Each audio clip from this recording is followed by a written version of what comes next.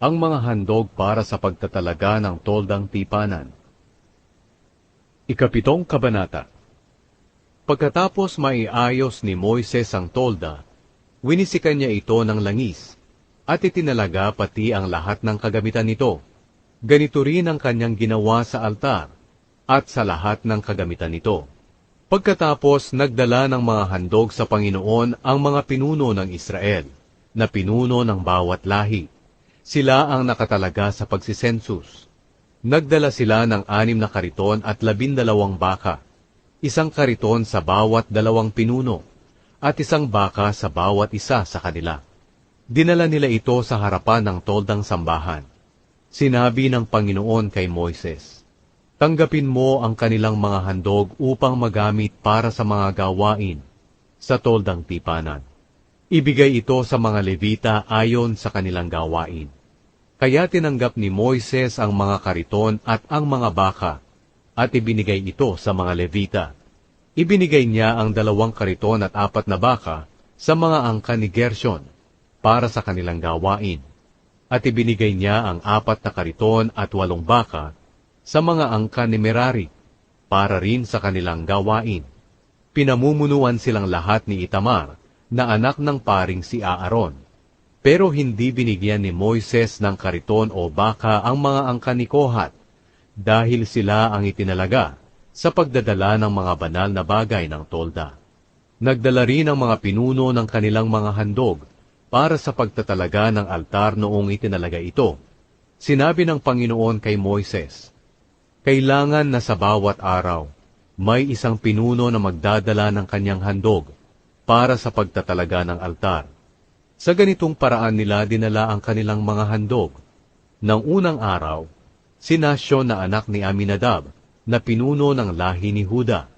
Nang ikalawang araw, si Netanel na anak ni Zuar, na pinuno ng lahi ni Isakar. Nang ikatlong araw, si Eliab na anak ni Helon, na pinuno ng lahi ni Zebulun.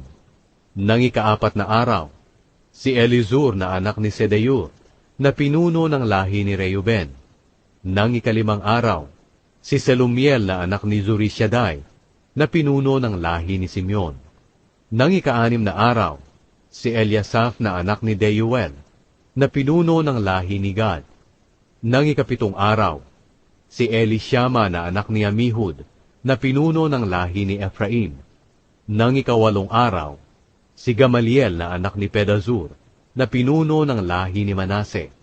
Nang ika-9 na araw, si Abida na anak ni Gideoni, na pinuno ng lahi ni Benjamin. Nang ika-10 araw, si Ahiezer na anak ni Amishadai, na pinuno ng lahi ni Dan.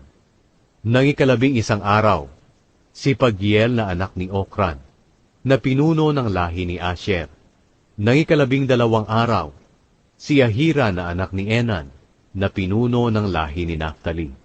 Ang bawat isa sa kanila ay nagdala ng mga handog na ito, 1 pilak na bandehado na may bigat na 1.25 kilo, at 1 pilak na mangkok na may bigat na 800 gramo, ayon sa bigat ng pilak sa timbangang ginagamit ng mga pari. Ang bawat isa nito ay puno ng magandang klaseng harina na hinaluan ng langis para sa handog sa pagpaparangal sa Panginoon. Nagdala rin ang bawat isa sa kanila ng 1 gintong pinggan, na may bigat na mga 120 gramo, na puno ng insenso, 1 batang toro, 1 lalaking tupa, at 1 batang lalaking tupa na 1 taong gulang, bilang handog na sinusunog, 1 lalaking kambing bilang handog sa paglilinis, 2 baka, 5 lalaking tupa, 5 lalaking kambing, at 5 batang lalaking tupa na 1 taong gulang, bilang handog para sa mabuting relasyon. Ito ang lahat ng mga handog ng 12 pinuno ng mga Israelita para sa pagtatalaga ng altar. 12 pilak na bandehado, 12 pilak na mangkok, at 12 gintong tasa. Ang bawat bandehadong pilak ay may bigat na 1.25 kilo, at ang bawat mangkok na pilak ay may bigat na 800 gramo. Ang kabuuang timbang nila ay mga 28 kilo, ayon sa timbangang ginagamit ng mga pari. Ang 12 gintong lalagyan na puno ng insenso ay may bigat na mga 120 gramo bawat isa, ayon sa bigat ng ginto sa timbangang ginagamit ng mga pari. Ang kabuuang timbang nila ay mga 1,440 gramo. Ang mga hayop na ibinigay para sa handog na sinusunog, 12 batang toro, 12 lalaking tupa, at 12 lalaking tupang 1 taong gulang pa lang ang edad. Kasama nito ang mga handog bilang pagpaparangal sa Panginoon.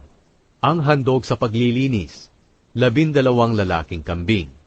Ang mga hayop na handog para sa mabuting relasyon, 24 na toro, 60 lalaking tupa, 60 lalaking kambing, at 60 batang lalaking tupa na 1 taong gulang pa lang ang edad.